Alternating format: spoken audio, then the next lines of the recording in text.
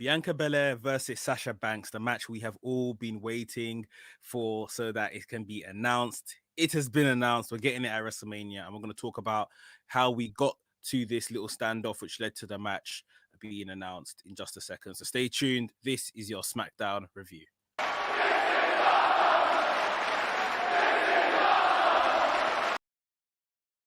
What's up, Maniacs? My name is Mex. I'm a wrestling fan, a wrestling enthusiast, a WrestleManiac, if you will.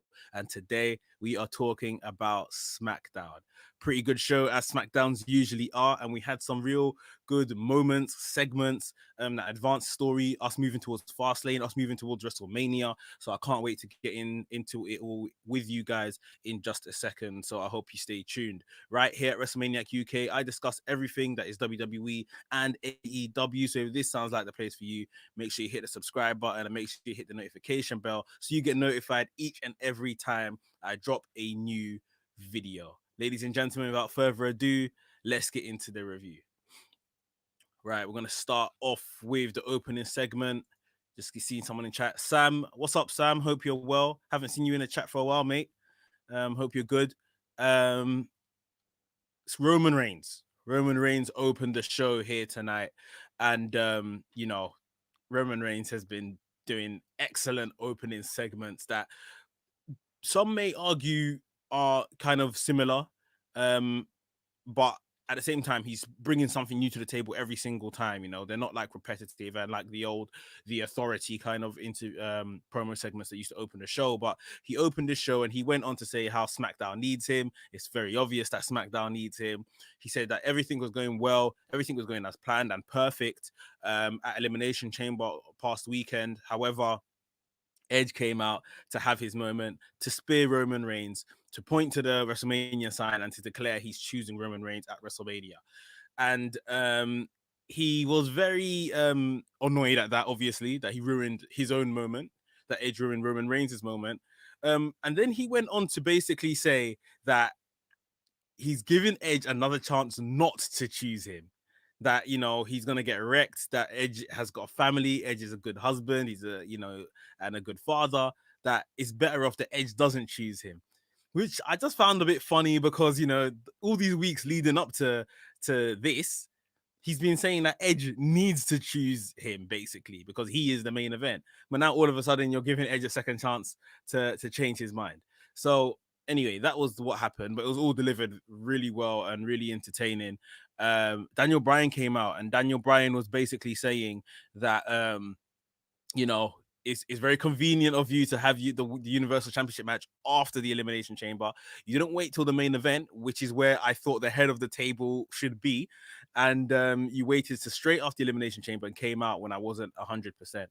Really some good points raised here by Daniel Bryan, really antagonizing Roman Reigns. And Roman Reigns was silent. He everything that Daniel Bryan said was true. So he really couldn't say much. And then we saw Jey Uso take to the mic and he jumped in front of Daniel Bryan after Daniel Bryan proposed that, he should be the one that takes on Roman Reigns properly in a proper match at Fastlane.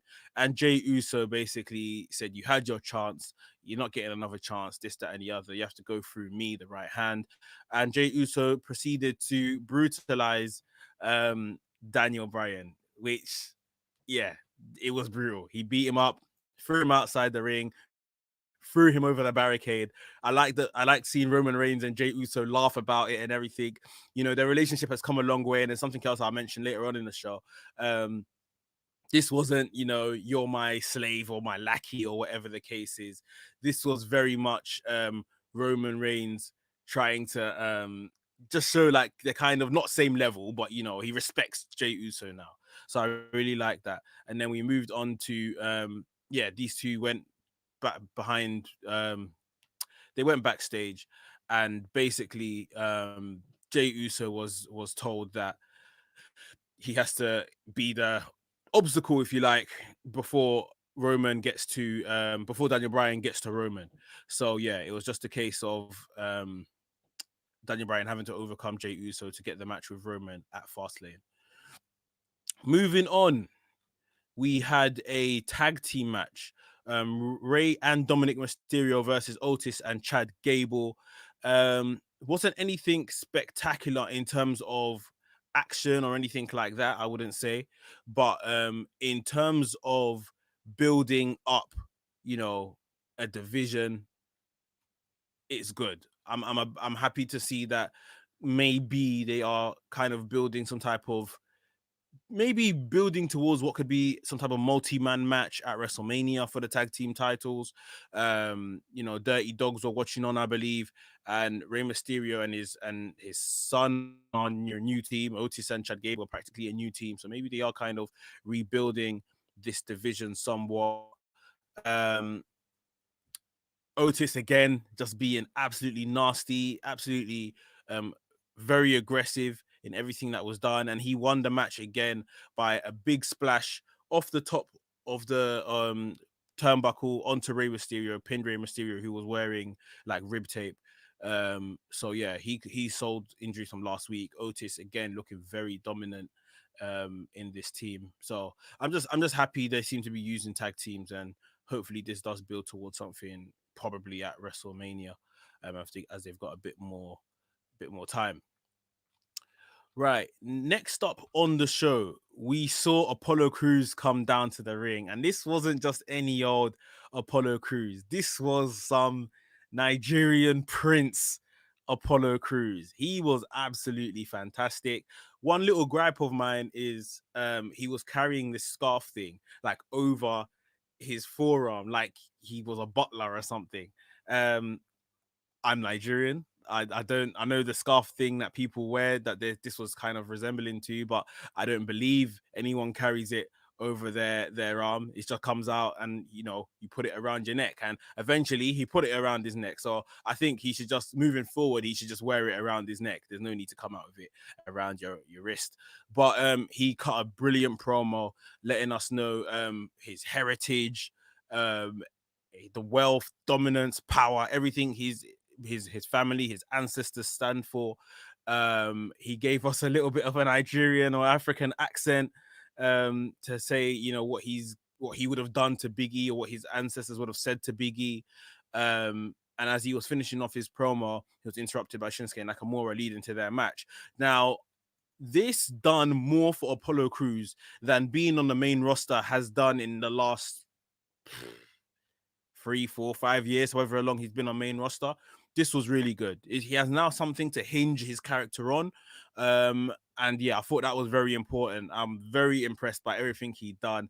Um, Even we got the little kind of the accent in it as well. Yeah, this is the best we have seen from Apollo Crews since he's been on main roster. In the last couple of weeks, him and Biggie, the promos they've been cutting and everything, it's been really, really interesting. This has to lead to Apollo Crews winning at the end of this feud. You know, in my opinion, they've built him up somewhat. He's got a win eventually. But yeah, Apollo Crews, he is knocking it out of the park right now, and I'm very happy that he's found himself finally. He went on to have this match with Shinsuke Nakamura, and Shinsuke Nakamura and him, they really got good chemistry. You know, you can see it. Both good wrestlers anyway, so it doesn't really surprise me. In the end, Apollo has somewhat ditched, obviously, with his new heel persona, all his athletic kind of moves, and in the end, he put away Shinsuke Nakamura with an angle slam, an Olympic slam. So, yeah, love to see it. Loving what Apollo is doing right now, and I can't wait for Big E to return so that they can have their face off and face their issues with each other head on. Next up on the show, we had women's bit of women's action. Liv Morgan versus Tamina Snuka. Tamina, is she getting a push? Like, let's be completely honest here. Like, they've made her look very, very dominant in the last 3 weeks or so. Tamina's not someone that usually gets as much airtime as this. Um, Very interesting. I want to see what they're gonna do with her. But they had Natalia at ringside supporting her. We had Ruby Riott at ringside supporting Liv Morgan, and this was a nothing kind of match apart from making Tamina look dominant. Tamina got the win in the end here, putting away Liv Morgan. Nobody meaner than Tamina and all of that that they were all saying on commentary every second. But the one thing I find disappointing, I'm happy Tamina's getting a bit of spotlight. I do think she deserves it, given her just a good stable career she's had and what she's given WWE. However, I really think they need to do more with the Riot Squad. This is the younger team, two individual talents, two really good individual talents, but they've put them together in the Riot Squad and they're not really using them, especially in the women's tag division. They're not really getting chances. It's just a bit of a weird one. So yeah, I would really like to see them do more with the Riot Squad. But yeah, I don't know. What do you guys think? Let me know what you think down in the comments. Right. So we had a segment where the officials were in the ring waiting for Bianca Belair to come out and make her decision. Before we get onto that, guys, if you're enjoying the video, please remember to hit the thumbs up button, give us a like, smash the like button, give us a thumbs up. All those sayings for the same thing. Just do it, please, because it does loads for the channel, and I appreciate it every time you guys do. So one more time, smash that like button for me. Thank you very much. Bianca Belair, she made her choice. She was invited down to the ring where Sonya Deville and Adam Pearce were waiting. They introduced her. She came out. She said, this is a big decision. That's why she couldn't be rushed into making it. Blah, blah, blah. We've heard her say this all before. Reginald comes out and says, look, Bianca, you're great. You're a star. You're a rising star. You've got so much potential, but you cannot choose Sasha Banks at WrestleMania, because if you do, ultimately you're going to be a failure. And Sasha, it looks like Bianca Belair is just about to start whipping him and all of that kind of stuff with her hair. And then you see Sasha Banks come out. Sasha Banks comes out, takes to the ring, goes very close to Reginald, and she's like, what did I tell you about speaking for me? We're going to pause right there for a second.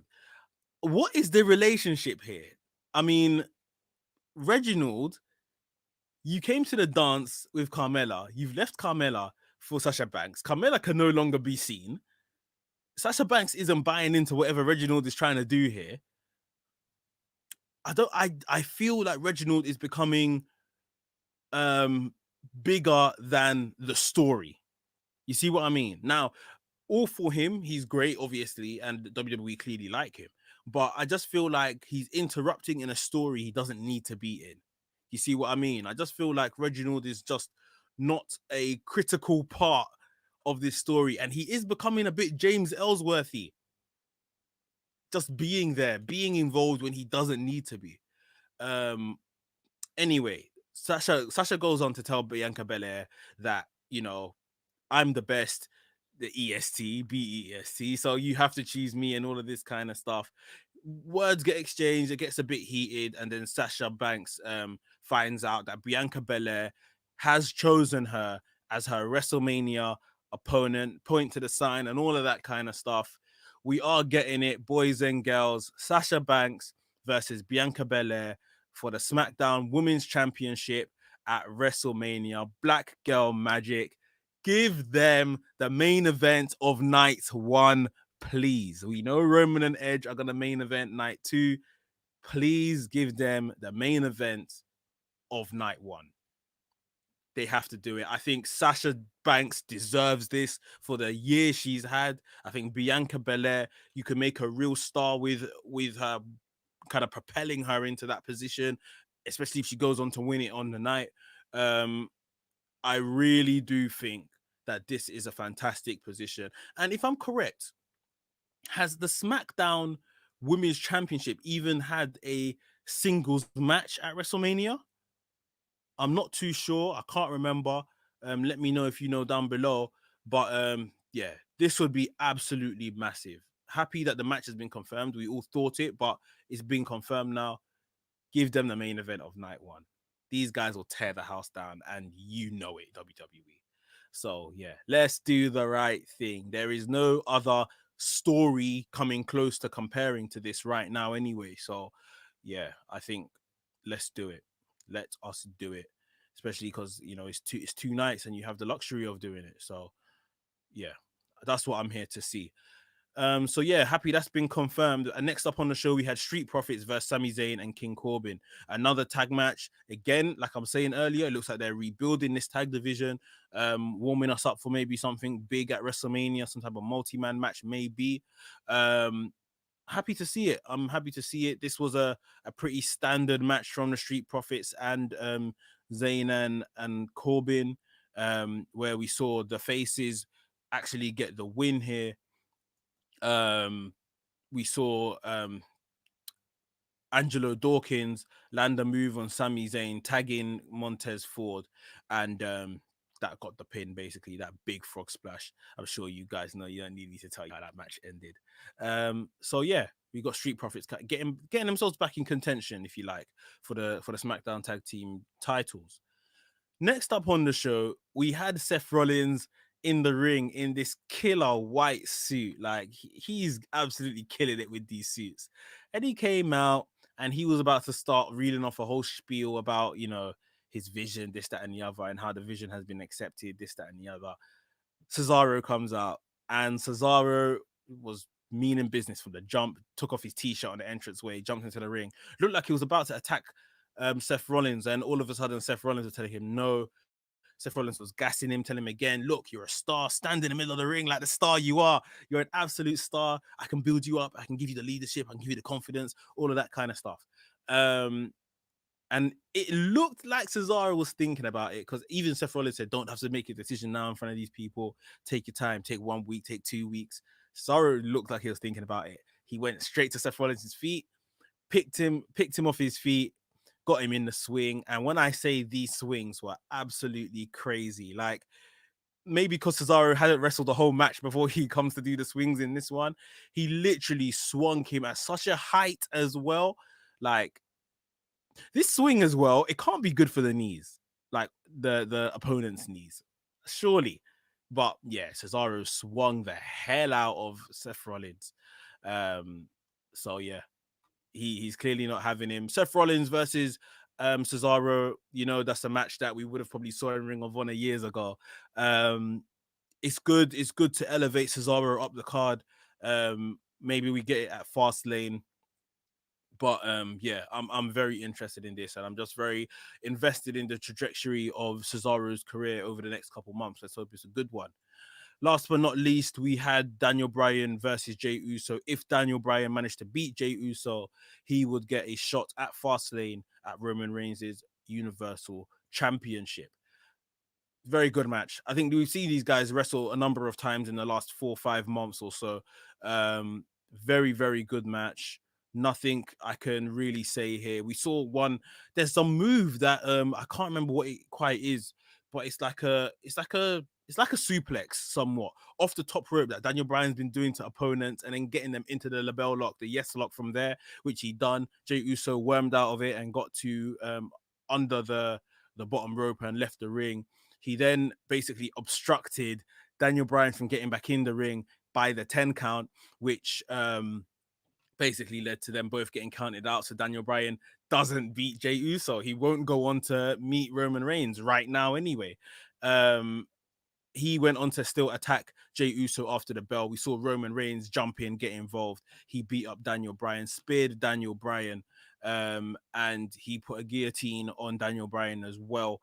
And yeah, choked him out basically, to the point where, yeah, that was it. Daniel Bryan passed out, and he held the Universal Championship over him. Roman Reigns ain't playing around. I don't know if we get this match at Fastlane. Maybe at Fastlane we get Roman Reigns, Jey Uso versus Daniel Bryan and Edge. Maybe. But yeah, I'm invested. I'm invested in everything these guys are doing. Like I was saying earlier on, I love the fact that Roman Reigns it's not that Jey Uso is on his level, but he respects Jey Uso a bit more now. He's running to his defense. He's trying to save him and all of this kind of stuff. What's up, George Jonesy chats wrestling? Everyone, make sure you go and follow him. He says, hi mate, I thought SmackDown had some good moments, but some really poor decisions.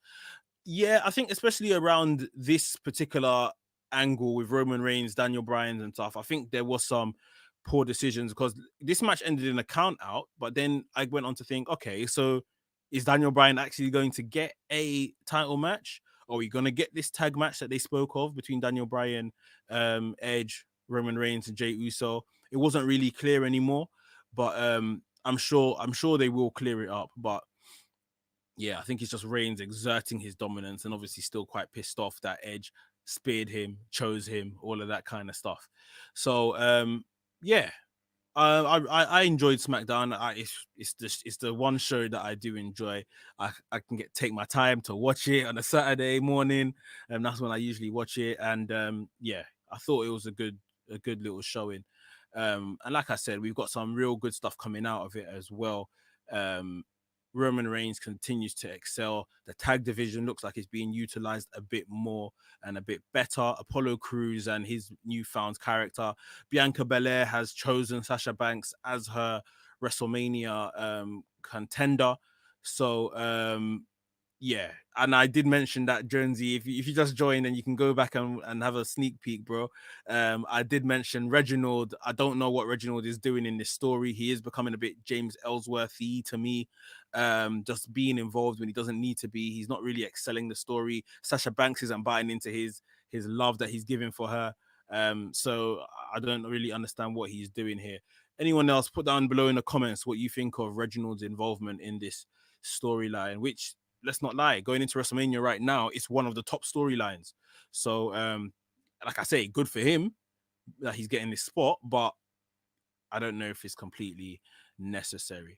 Guys, please remember to hit the thumbs up button, hit the subscribe button if you're new to the channel, and hit the notification bell as well, so you get notified each and every time I drop a new video. Put down below in the comments, what do you think of Reginald's involvement in Bianca Belair and Sasha Banks' story? And what do you think of Apollo Crews's newfound character? Jonesy says, do you see Sasha turning soon? Not necessarily. I don't think the necessary turn needs to happen. There might be like an accident, or she hits Bianca Belair leading up to WrestleMania or something like that. But I'm not sure we're gonna get a full-on turn. But I wouldn't hate it. I wouldn't hate it because Sasha Banks does her best work as a heel. Appreciated for you guys tuning in and watching this. WrestleManiac UK signing out, and I'll see you